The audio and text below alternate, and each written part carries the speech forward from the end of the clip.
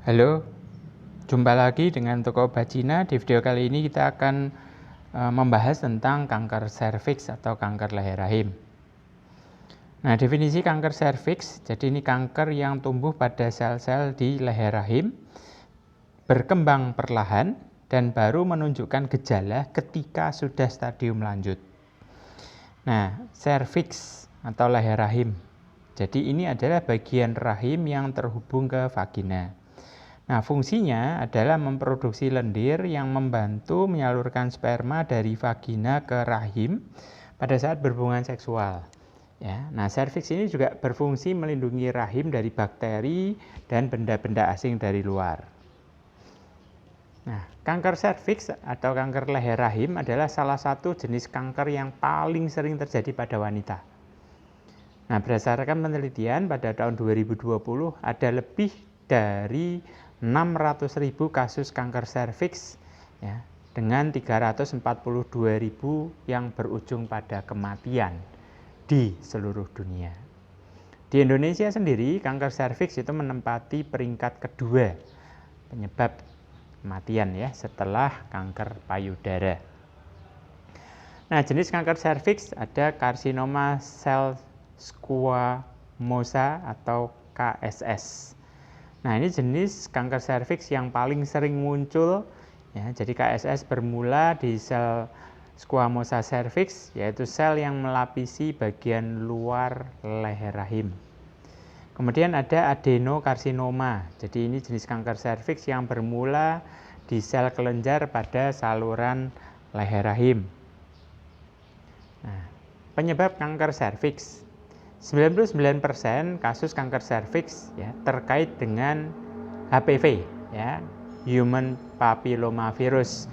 Ya, ada video khusus nanti yang membahas tentang HPV, nanti Anda bisa cari ya di playlist ya. Nah, dari 100 lebih tipe virus HPV ya, terutama HPV 16 dan HPV 18 itu yang sangat-sangat memicu terjadinya kanker serviks.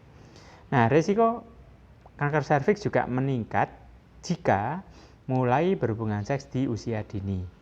Kemudian untuk mereka yang memiliki lebih dari satu partner seksual. Kemudian mereka memiliki daya tahan tubuh lemah seperti penderita HIV/AIDS. Seseorang akan lebih berisiko tertular infeksi HPV dan mengalami kanker serviks jika mulai berhubungan seks di usia dini, ganti-ganti pasangan, ya, memiliki daya tahan tubuh yang lemah, nah terus juga menderita infeksi menular seksual ya, penyakit menular seksual yang lain seperti gonore, kencing nanah, klamidia dan sifilis atau raja singa. Nah, faktor risiko kanker serviks yang pertama merokok, ya. Kemudian yang kedua mengkonsumsi pil KB selama 6 tahun atau lebih, hormonnya terganggu kan, ya. Kemudian melahirkan lebih dari 5 anak atau melahirkan di usia muda di bawah 17 tahun. Kemudian mengkonsumsi obat pencegah keguguran atau diethylstilbestrol dalam masa kehamilan. Gejala kanker serviks mengalami pendarahan melalui vagina di luar masa menstruasi atau setelah berhubungan intim atau setelah menopause. Kemudian keluar cairan berbau tidak sedap dari vagina yang kadang bercampur darah. Kemudian timbul rasa sakit setiap kali berhubungan seksual dan nyeri panggul. Nah, gejala kanker serviks yang lain, bila kanker sudah menyebar, ya, ada gejala lain.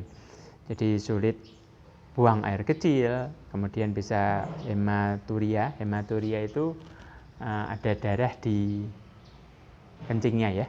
Kemudian pembengkakan pada kaki, diare, buang air besar berdarah, mual dan muntah, ya. Kemudian kehilangan selera makan, penurunan berat badan, perut membengkak, tubuh mudah lelah, kejang. Nah, diagnosa kanker serviks bisa dilakukan dengan beberapa cara ya.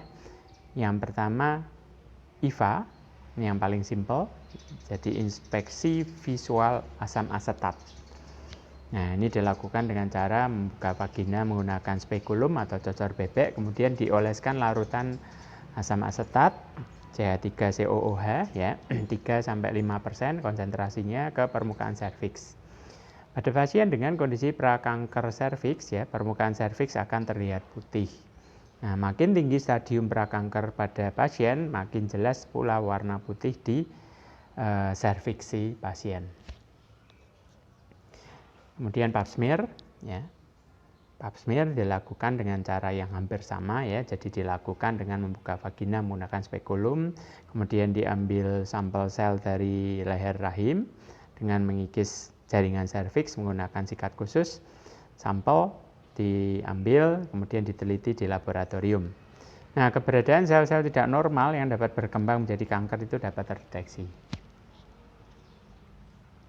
Biopsi jaringan serviks. Nah, ini digunakan untuk melihat secara lebih detail ya, kondisi jaringan serviks ya. Jadi memakai kolposkopi, yaitu menggunakan alat pembesar yang terhubung dengan monitor. Setelah serviks terlihat jelas melalui monitor, maka dokter akan melakukan pengambilan jaringan serviks. Punch biopsi, jadi penggunaan alat tajam seperti gunting panjang untuk mengambil sebagian kecil jaringan serviks yang dicurigai sebagai lesi kanker. Kemudian kuret endoserviks, yaitu mengambil sampel jaringan pada saluran sempit antara leher rahim dan uterus dengan menggunakan sikat khusus. Kemudian nanti juga akan dibawa ke laboratorium. Nah, tes darah ya, untuk memeriksa kondisi organ hati, ginjal, dan sumsum tulang. Sistoskopi ini untuk mengecek apakah kanker telah mencapai uretra dan kandung kemih. Proktoskopi ya, untuk mengecek kemungkinan kanker serviks menyebar ke rektum. MRI, CT scan atau PET scan ya, untuk melihat ukuran tumor dan mengetahui tingkat penyebaran kanker dengan lebih jelas.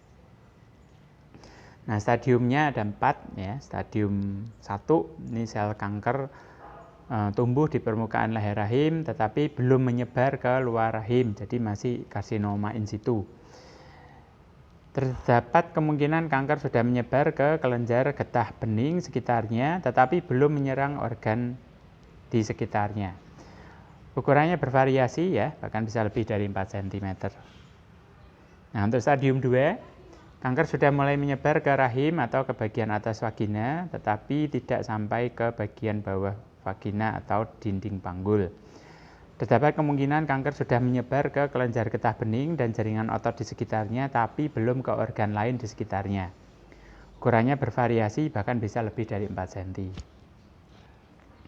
Nah, untuk stadium 3, kanker sudah menyebar ke bagian bawah vagina, menekan saluran kemih, berisiko hidronefrosis, ya, pembengkakan ginjal, bahkan gagal ginjal. Ya. Nah, terdapat kemungkinan kanker sudah menyebar ke kelenjar getah bening di sekitarnya, tapi belum menyerang dinding panggul dan organ lain di sekitarnya.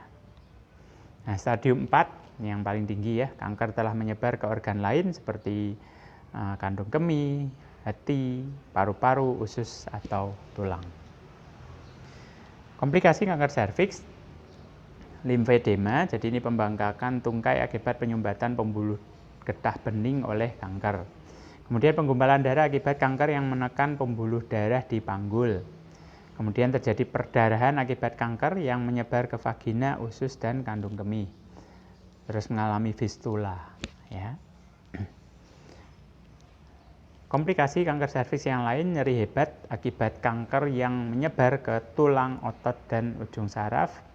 Kejang akibat kanker yang menyebar ke otak. Ya, kemudian penumpakan urin di ginjal, hidronefrosis, ginjal bengkak, dan ini memicu terjadinya gagal ginjal. Kemudian ada komplikasi lain juga, penyempitan vagina, infertilitas, dan menopause dini akibat radioterapi. Diare, rambut rontok, dan kerusakan ginjal akibat kemoterapi, ya, side effect-nya. Kemudian vagina kering, inkontinensia urin, jadi sulit menahan kencing. Ya. Terus tidak bisa memiliki anak akibat histerektomi karena rahimnya diangkat. Nah, pencegahan kanker serviks ya, berhubungan seksual secara aman tentunya, kemudian menerima vaksin HPV, kemudian menjalani pap smear atau pemeriksaan IVA ya, secara berkala agar kondisi serviks selalu terpantau dan agar penanganan bisa lebih cepat dilakukan bila ada kanker. Stop merokok tentunya. Nah, solusi herbal kita bisa gunakan Mooncort karena ini meningkatkan imun dan bersifat anti kanker, anti inflamasi. Chitosan ini untuk menghambat perkembangan sel kanker, sel tumor ya. Kemudian untuk antioksidan ada nonitren karena dia antioksidan tinggi jadi bisa melawan radikal bebas. Grape extract ini juga antioksidan dan dia membantu untuk gen structure ya, perbaiki struktur gen terutama yang kankernya sudah stadium 3, stadium 4. Nah, untuk yang sedang kemoterapi Anda bisa tambahkan spirulina dan kalsium karena kalau efek samping kemoterapi itu kan makannya jadi tidak bernafsu ya, mual ya. Spirulina akan membantu untuk melengkapi asupan nutrisi. Selain itu efek samping kemoterapi juga mempercepat osteoporosis ya, makanya kita masukkan kalsium juga. Baik. Untuk Anda yang mau konsultasi silakan call atau chat di call center kami 081754744671. Ingat, the first wealth is health, harta yang paling utama adalah kesehatan.